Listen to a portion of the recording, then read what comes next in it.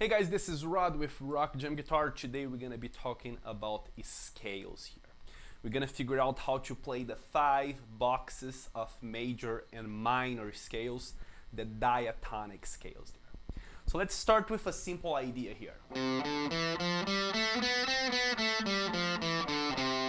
This is a C major scale where I'm playing the frets number 3 and 5 on the A string, 2, 3, and 5 on the D, 2, 4, and 5 on the G string. Now when I play this shape here, I'm playing the notes C, D, E, F, G, A, B, and C. Back to C again. Okay.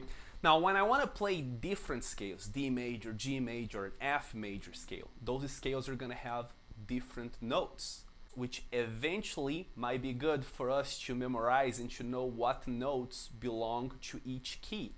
But right now we can use this little shortcut here. We can think that this is the C major.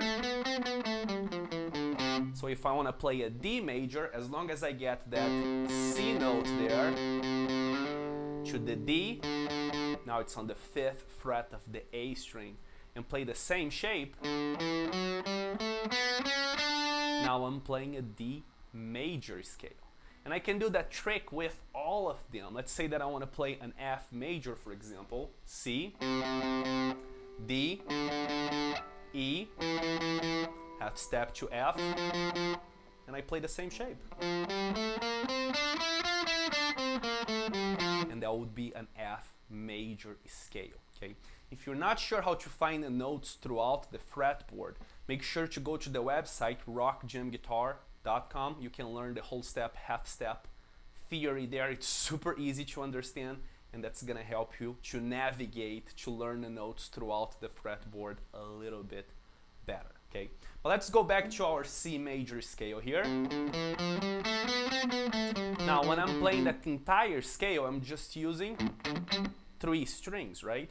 And I have 6 strings on my guitar. So what we can do, we can extend that scale using the same notes that are already part of the scale, so we can be able to play the entire shape or the entire box here, right? Using all of the strings of the guitar.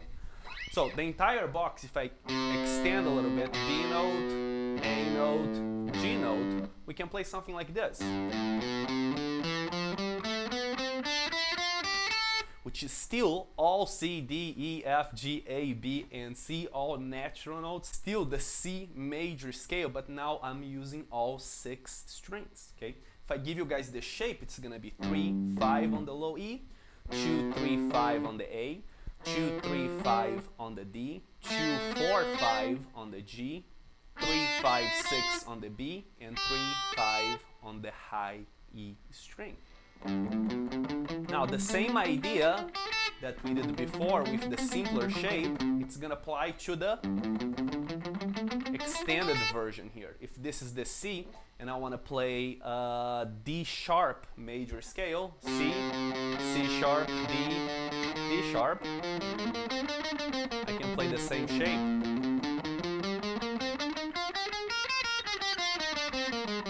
Works like magic, okay? So that is the first shape there. Now we're gonna keep organizing all natural notes throughout the fretboard to form 5 shapes of those scales, so you can know where all natural notes, all the notes of the C major scale, are throughout the fretboard. So the second one is gonna be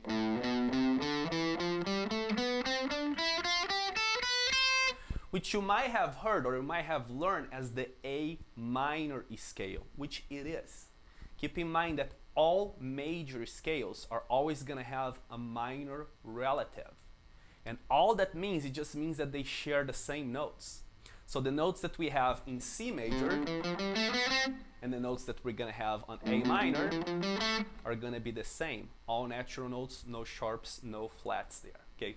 So the second shape here, it's going to be 5, 7, 8 on the low E, 5, 7, 8 on the A, 5, 7 on the D, 4, 5, 7 on the G, 5, 6, 8 on the B string, and then 5, 7, 8 on the high E. Okay, So once again, those are relative keys. So what we're learning is all natural notes throughout the fretboard, the C major key or the A minor key. If that sounds a little bit too complicated, feel free to send me a message. I'll be more than happy to send you guys more material about this. Now the next one, it's gonna be 7, 8, 10 on the low E, 7, 8, 10, 7, 9, 10, 7, 9, 10, 8, 10, 7, 8, 10. I'll try to leave the tablatures under the description of this video so you guys can have the vision of that as well. Next one, we're gonna have 10, 12, 13, 10, 12, 9, 10, 12, 9, 10, 12, 10, 12, 13, 10, 12, 13, okay? The next one is gonna be 12, 13, 15, 12, 14, 15, 12, 14, 15, 12, 14, 12, 13, 15, 12, 13, 15, and then with that it's gonna bring us back to scale number 1, just an octave higher there. Okay, so we got the first shape, second one, third shape, fourth, number 5, and then we're back to number 1 again. We can do number 2 again. And knowing those scales, we will know all of the notes, all the natural notes throughout the fretboard. We just organize them into those boxes there. So there's 2 steps that you should do. First, try to memorize those shapes and understand that they are movable shapes and they move together, okay? Also, to make this a little bit easier, let's understand that the ending of one scale, it's always gonna be the beginning of the next one. For example, when I play the first one, I got 3, 5, 2, 3, 5, 2, 3, 5, 2, 4, 5, 3, 5, 6, 3, 5. When I jump to my second shape, I start with the 5, 5 again on the A, 5 again on the D, 4, 5, 5, 6, 5. So that ending of the first one is the beginning of the next one. So if you work really hard on memorizing the first one and the third one, automatically you know that second one, because the beginning of the second one is the ending of the first one, and the end of the second one is the beginning of the third one. I know that sounds a little bit complicated, but just play them and you're gonna have the visual of that. After you master them, try to navigate throughout those scales without actually doing the entire position. Try to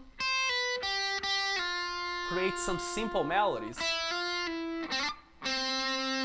using those scales. Even if they don't sound like the greatest thing ever, just create the habit of seeing where those notes are without actually having to do the entire shape, okay? You're really not gonna be playing a solo on a song just playing the shape of the scale, right? You really need to create melodies. So let's start creating them right now. They might, you know, when you're doing, they might sound a little bit silly, or, you know, it might not sound like as you expected. But don't worry about that. There is a lot of different exercises and a lot of different things that we can add later on to make this sound better. The intention here right now, really just learning all of those shapes, okay, in any way that you can. Hope you guys have enjoyed this lesson. There is more lessons about scales coming up. We're gonna develop a whole series about that. So I'll see you guys next time.